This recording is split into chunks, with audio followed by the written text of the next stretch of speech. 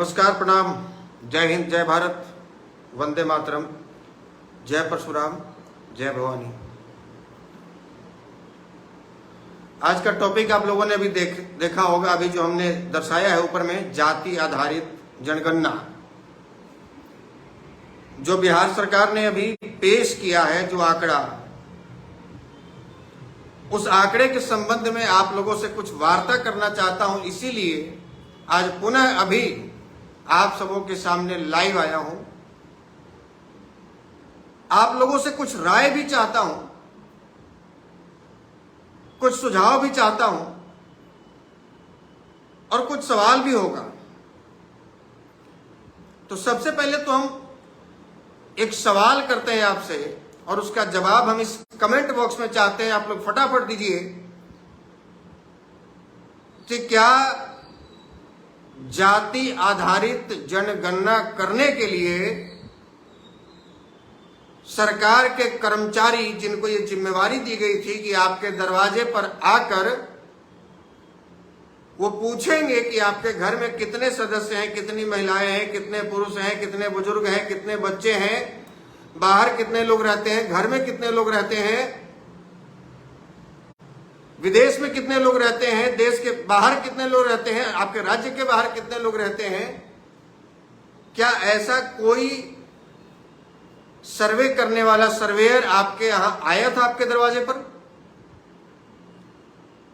आपसे मैं जानना चाहता हूं, चूंकि हम एक अहम फैसला लेने जा रहे हैं इसके अगेंस्ट में, क्योंकि मैं व्यक्तिगत रूप से इससे संतुष्ट नहीं हूं।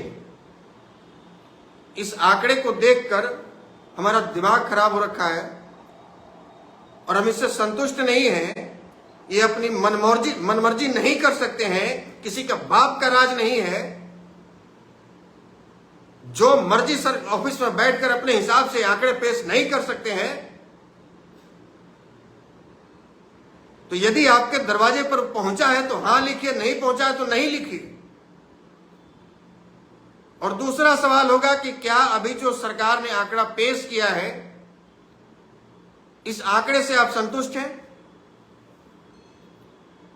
क्या बिहार सरकार के इस सर्वे से आप संतुष्ट हैं?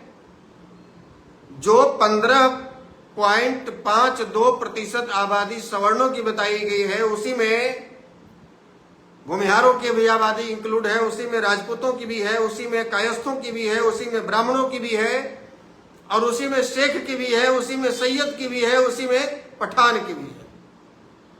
तो 7 जातियों की आबादी 15.52% में समेट कर दिखाई गई है। क्या आप इससे संतुष्ट हैं? और यदि आप संतुष्ट हैं तो फिर हम भी संतुष्ट हैं, कोई बात नहीं। क्योंकि अकेले मेरे ना संतुष्ट रहने से क्या होगा।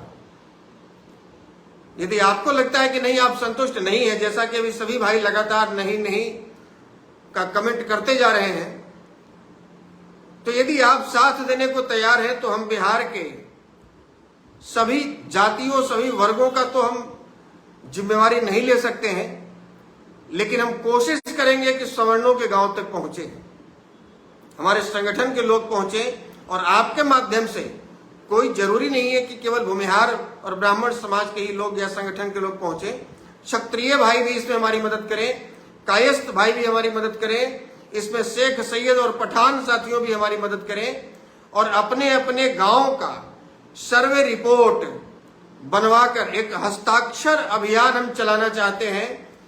जिन जिन के घरों में ये कर्मचारी, जिनके दरवाजे तक नहीं पहुंचे हैं, सर्वेयर नहीं पहुंचे हैं, हम उनसे हस्ताक्षर लेना चाहते हैं।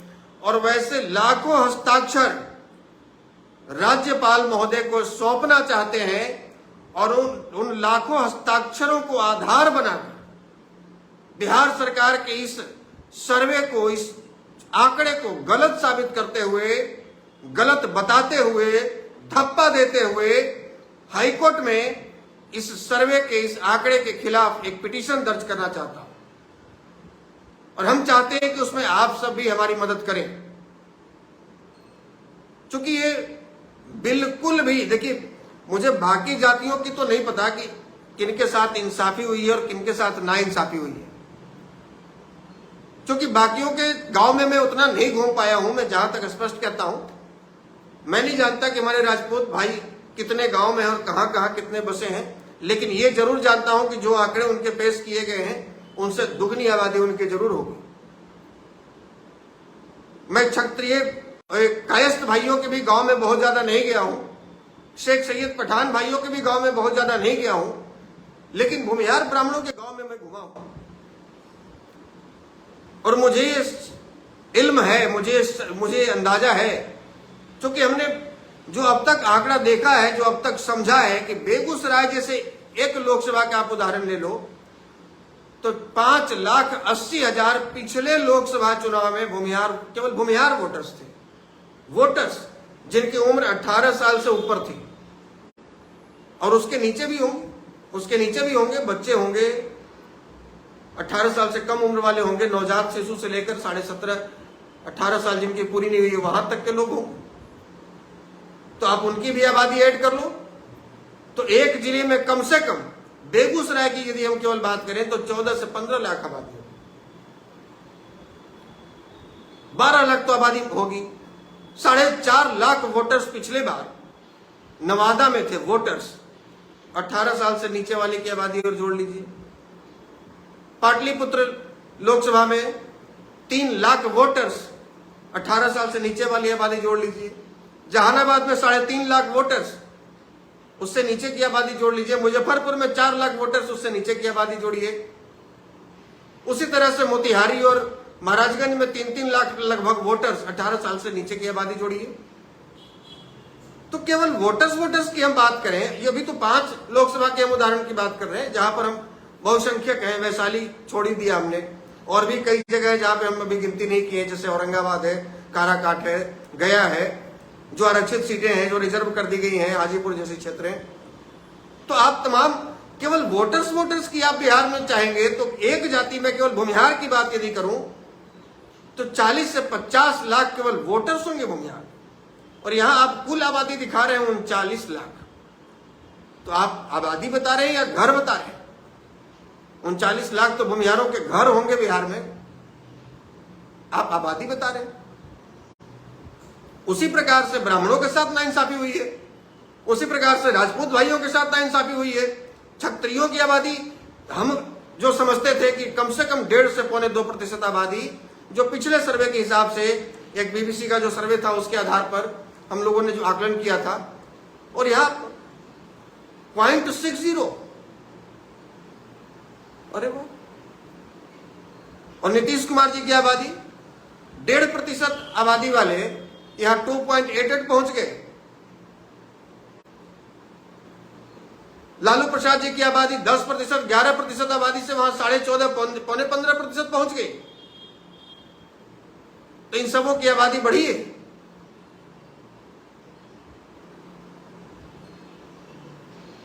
और ये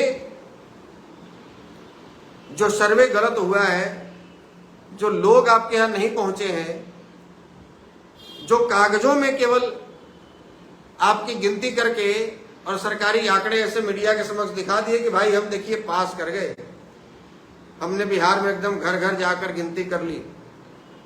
इस कमेंट्स में मैं देख रहा हूं कि न जाने कितने भाई अभी कमेंट कर चुके हैं कि मेरे घर में नहीं पहुंचा है।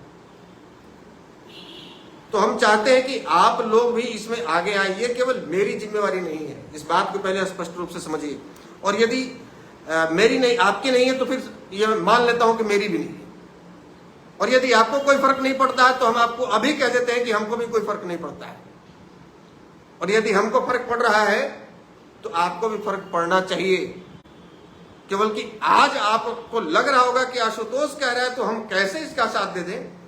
आप आगे आइए, हम आपके पीछे चलने को तैयार हैं। चूंकि ये हमारे पीढ़ियों का सवाल है, इससे हमारा नीति निर्धारण होगा, इसके आधार पर टिकटें बटेंगी, इसके आधार पर अब आरक्षण दिए जाएंगे, इसके आधार पर आपको सरकारी सुविधाएं दी जाएंगी, सारी बातें की जाएंगी। तो हमें तो फर्क पड़ रहा है। और आपको यदि हमारे साथ चलने में समस्या है तो कोई दिक्कत नहीं है, मैं आपके साथ चल लेता हूं, लेकिन चलिए। अब यदि साथ नहीं आइएगा तो बहुत मुश्किल हो जाएगा। पहले ही बहुत देर कर दी आप लोग नहीं, हम लोग भी किए। हम भी 10 साल पहले लगे हैं तो देर ही किए। हमारे पूर्वज भी नहीं खड़े हुए, देरी तो उन्होंने ही कर दी थी। तो अब हमें सरकार के इस गलत फैसले को चुनौती देते हुए अपने अपने संगठन को सक्रिय करके जो भाई क्षत्रिय संगठन चला रहे हैं, हम उनसे आग्रह करेंगे कि तमाम राजपूत समाज के गांव तक आप पहुंचिए और कागजों पे हस्ताक्षर करवाइए कि कितने लोग ऐसे हैं जिनके दरवाजे पर ये सर्वे टीम नहीं पहुंची है। वो हस्ताक्षर करें, अपना मोबाइल नंबर दें, अपना नाम लिखें। ब्राह्मण समाज के जो लोग स्पेशल केवल ब्राह्मण का ही संगठन चलाते हैं वो ब्राह्मणों के घर पर जाएं। कायस्थ महासभा के लोग कायस्थों के घर घर पर जाएं। हम भी भूमिहार ब्राह्मणों के घर पर जाएंगे। शेख सैयद पठान भी अपने अपने घर पर जाएं। ये आंकड़े लेकर आइए, इस आंकड़े के आधार पर इकट्ठा कीजिए। लाखों लोगों का, लाखों क्या करोड़ों में ऐसे मिल जाएंगे आप यदि गांव गांव तक पहुंचेंगे कि जिनके दरवाजे पर लोग नहीं पहुंचे हैं सर्वे करने के लिए। और यदि इस प्रकार से 1,00,000 2 लाख भी लोग मिल जाते हैं जिनके दरवाजे पर नहीं पहुंचे हैं लोग, जैसे मेरे ही दरवाजे पर नहीं पहुंचे, सबसे पहला तो हस्ताक्षर और सिग्नेचर और नाम नंबर हमारा ही होगा। हमारे दरवाजे पर कोई नहीं पहुंचा है सर्वे करने। उसके आधार पर सबसे पहले एक हम राज्यपाल महोदय को जाएंगे, उनके पास जाएंगे कि आपसे यदि न्याय मिलेगा तो ठीक है, नहीं तो फिर हमारे लिए आखिरी दरवाजा न्यायालय है। हम न्यायालय में जाएंगे, हाईकोर्ट में जाएंगे और इसके खिलाफ एक PIL दर्ज करेंगे और सरकार के इस फैसले का हम लोग चैलेंज करेंगे और इसकी पोल खोलनी जरूरी है। और यदि आज आप चुप रह गए, आज आप यदि मौन रह गए, तो आपको लिख कर देता हूं कि इस जो भी आंकड़े पेश किए गए हैं, इस आधार पर आपकी आने वाली पीढ़ियों को गूंगा और बहरा बना दिया जाएगा। इसलिए अभी समय है, डट जाइए, तैयार हो जाइए, थोड़ा समय निकालिए यदि आने वाली पीढ़ियों को खुशहाल देखना चाहते हैं तो। आज बहुत कुछ नहीं, बस इतना ही कहूंगा। बाकी मैं अपनी तैयारी में आज से और अभी से लग जाता हूं, आप लोग भी लगिए। धन्यवाद, नमस्कार।